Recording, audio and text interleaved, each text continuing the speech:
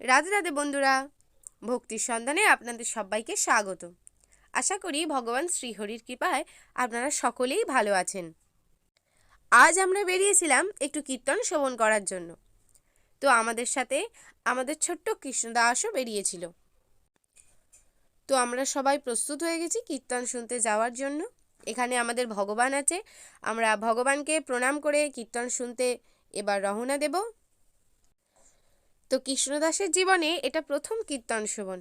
ওর বয়স মাত্র 9 মাস। তো জানি না ও কি করবে, ও মন দিয়ে কীর্তন শ্রবণ করবে না কান্নাকাটি করবে। তো এখন আমরা যাব আমাদের বাড়ি থেকে একটু দূরে 10 মিনিটের হাঁটা পথ। আপনারা আমাদের সাথে থাকুন এবং ভিডিওটি শেষ পর্যন্ত দেখতে থাকুন।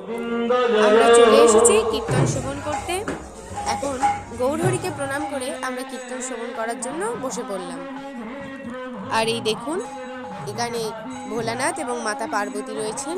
এখানে যে কীর্তনটি হচ্ছে সেটা শিবরাত্রি উপলক্ষে। এখানে যিনি লীলা পরিবেশন করছেন তিনি হলেন শ্যামসুন্দর দে মহাশয়, এবং ইনি যে লীলাটি পরিবেশন করছিলেন সেটি হলো কালীয় দমন লীলা। তো আমরা একটু ভয়ে ভয়ে ছিলাম যে ছোট্ট বাচ্চা ছেলে, তো ও যদি কীর্তন শ্রবণ না করে, যদি কান্নাকাটি করে, অপরজনকে যদি বিরক্ত করে, কিন্তু দেখলাম না, ও মনোযোগ দিয়েই কীর্তন শ্রবণ করছে। তো দেখুন, আপনারা নিজেরাই দেখুন ও কিভাবে মনোযোগ দিয়ে কীর্তন শুনছে।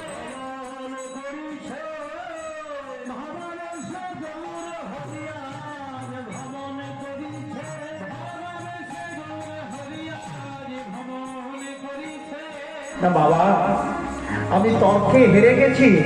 পারবি স্বর্গের থেকে সুধা এনে দিতে? নিশ্চয়ই পারবো। মায়ের জন্য একটু করবো না? তখন ওই গরুর পাখি উড়ে চললো একবারে স্বর্গে, আর সুধা তো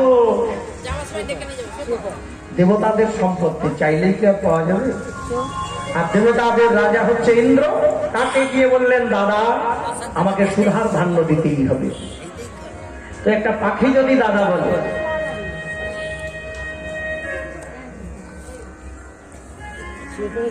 ধামায়া পার যাতে যারা ধরা ধরে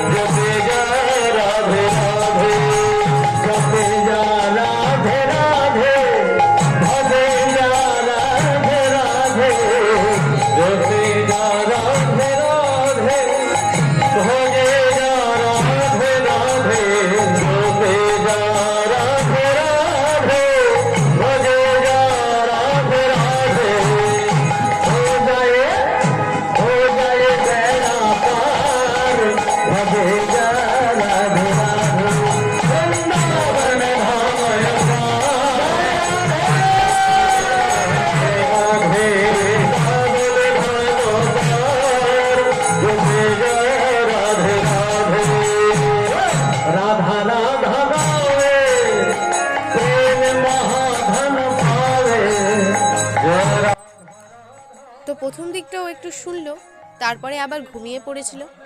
ঘুম থেকে উঠে পুনরায় আবার কীর্তন শুনতে লাগলো। তো আমরা ভাবলাম ঘুম থেকে উঠে ও হয়তো কান্নাকাটি করবে, কিন্তু না, দেখলাম যে ও পুনরায় মন দিয়ে কীর্তন শুনছে। তো আমরা শেষ পর্যন্তই লীলাটি শ্রবণ করেছিলাম। তো কীর্তনটি চলেছিল রাত 1টা নাগাদ। তো আমরা শেষ পর্যন্ত এই কীর্তনটি শ্রবণ করেছিলাম।